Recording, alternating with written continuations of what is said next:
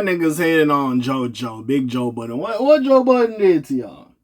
Now, we got over here, Carisha laughs at Joe Budden's Pump It Up plaque and promotes a shady response. Now, I can see why she says this, because Joe had some, not really scathing shit to say. He just didn't like how she approached her, like, response to the old Diddy and JT thing on Carisha Please. He said, he didn't like that. He didn't like how you dealt with the JT situation. He was moving away, and he didn't like how you handled it. I just thought it was done and dusted. Now, my only thing with Joe is sometimes I feel like, I know he says he retires, but I feel like sometimes he does have to have in his mind that, yo, you have said you retired, but sadly these niggas, like, even though you have retired and you're not making music anymore, these niggas really hold what you say with a lot of weight and value because you used to be an artist. So you kind of have to not watch your words, but like not be surprised when a motherfucker get mad at you and clap back at you for whatever reason. Well, besides Drake, you and Drake just gotta have some bullshit. And also the Drake lovers, the Drake stands, besides academics. I'm not gonna put academics in this one this time. We're basically making jokes like, oh, it'll never take Drake like 21 years to go platinum or however long to go platinum or 23. Pump It Up, I believe, dropped in 1999 if I'm correct. So yeah, I believe so. Yeah, so around like 21 years or whatever. I think. Hold on, let me do the quick math.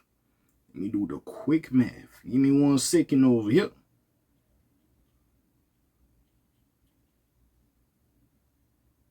Yeah, like 25 years. Yeah, 25 years then. My bad, 25. Yeah, so motherfuckers was, again, I don't know the exact date he dropped, so maybe it's 24. But besides that, yeah, so motherfuckers was making jokes, whatever have you, and it was all fine and well. You know, we're gonna get the jokes of, like, people are making one-hit wonder jokes, which I guess that is his biggest hit, so he technically kind of is a one-hit wonder. But again, I do like Joe. I do like some of the cuts from Mood Music. And also, bro, as a podcaster, listen, the Joe Budden podcast, this iteration, the iteration with Rory and Ma, good times. I remember being in college, listening to that shit on my lunch break and shit like that. So again, bro, that nigga was doing this shit. That's part of the reason I got Spotify, I ain't gonna lie, because of that podcast. But at the time, they were Spotify exclusive. But anyways, let's see what Young Miami had to say. Let's see what's happening. Like, subscribe, help your boy grow. Check out the second channel, Quasimodo. Links in the description, you heard me. Anyways, like many others, Young Miami found it funny that Joe Budden's biggest hit officially went gold 21 years after its release. Oh. Okay, niggas are saying 21. Cool. So, maybe it went gold and they just sent him his plaque now. Maybe that's what it is. But anyways, Joe Budden recently received his official gold plaque for the RIAA, Recording Industry Association of America, for Pump It Up. His biggest commercial hit came out 21 years ago. And though it's a late arrival, it's a celebratory one nonetheless, whatever. However, this became an easy target for the Slaughterhouse MC's haters, as many folks online made fun of this development. In fact, even Young Miami, formerly of the City Girls, tweeted out some crying laughing emojis in response to this. While it's unclear whether she meant to disrespect him with this post, it certainly took it as such. It would be too easy, Joe Budden tweeted in response to Young Miami's laughter. It would be too easy. Joe Budden tweeted in response to Young Miami's laughter. Maybe tomorrow, LOL, he added in another tweet responding to a fan who asked him to let loose on her. For those unaware, Joe Budden has been previously critical of Carisha in the public eye, such as commenting on her recent expressions concerning the Diddy scandal. Significantly, he thinks that he thinks she threw her City Girls partner JT under the bus with her comments instead of sympathizing. Instead, had sympathy for the disgraced hip hop mogul. Let me start that over. She threw her City Girls partner JT under the bus with her comments, and instead had sympathy for the disgraced hip hop mogul despite his confirmed and alleged crimes. Of course, what Joe is referring to with these tweets is that JT is no commercial juggernaut either, as evident by the thoughts on the City Girls' very poor album sales last year.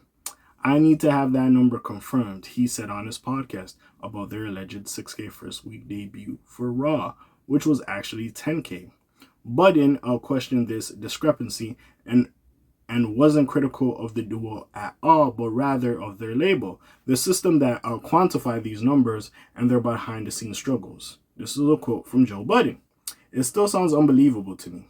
I'm with you as far as how they counted that. Maybe it's the pure album sales. Somebody was trying to hurt them during the release.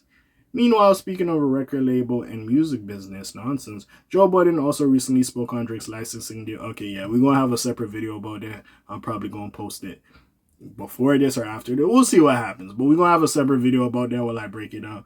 Basically insinuated that, with him dropping 100 gigs, like, it made no sense why his label was doing that. If it was like, he owns his master, yada, yada, he has to get clearance. Like, they still own this shit. They're just saying, like, partnership deals are just a better way of saying some other stuff. Like, yeah, you own your masters, but licensing wise, we could do what we want and you still have to get clearance from us. Basically, short term. But, what I'm saying? I'm going to break it down for you later on. But yeah, so we need to talk about this nigga Joe.